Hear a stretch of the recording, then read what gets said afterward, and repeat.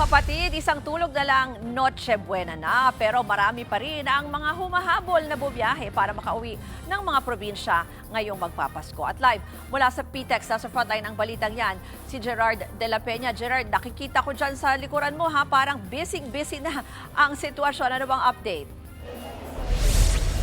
Tama ka, Ruth. Ngayon yung peak day nitong peak travel season. Kaya napakaraming pasahero ngayon dito sa Parañaque Integrated Terminal Exchange o PTEX. Kung makikita ninyo, ay punong-puno ng mga pasahero yung mga waiting area at pati na rin yung mga hallway dito. Ganito na ang sitwasyon dito simula pa kaninang umaga. Pati yung mga boarding gates ay punong-puno rin ng mga pasahero, lalo na yung mga papuntang Bicol. Mahaba-haba rin ang pila pa Batangas, Laguna, Northern at Central Luzon, at pati yung mga biyaheng pa Visayas at Mindanao. Sa mga ticket counters, may mga nakapaskil na fully booked trips hanggang sa katapusan ng taon. Pero ayon sa PTEX Management, ito yung mga nakaschedule na mga biyahe. Kung may mga pasahero magwa-walk-in, makakasakay pa rin dahil may mga dumadating na ekstrang bus na bumabalik mula sa probinsya at pati na rin yung mga nabigyan ng LTFRB ng special permits. Nangako rin daw ang mga bus company na mananatiling sapat ang kanilang mga unit para maihatid ang mga pasahero.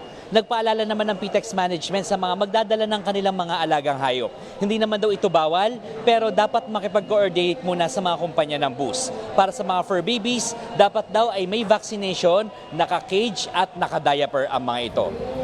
Ruth, paalala lang dun sa mga pupunta dito sa PTEX, bawal yung mga matatalim na bagay at pati yung mga gamit na pwedeng pagmula ng sunog. Kukumpiskahin ang mga ito at ito turn over sa PNP. Alam mo ba, kahapon ay umabot sa mahigit 203,000 ang bilang ng mga pasahero dito at mukhang mas marami pa yan mamayang gabi.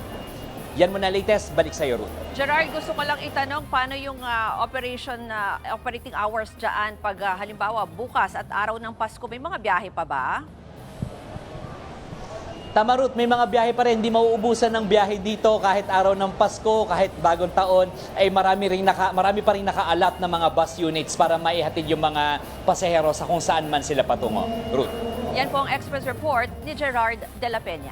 Mga kapatid, Ruth Cabal po, para sa mabilis na pasada ng mga balitang dapat yung malaman, mag-follow at mag-subscribe sa social media pages ng News 5.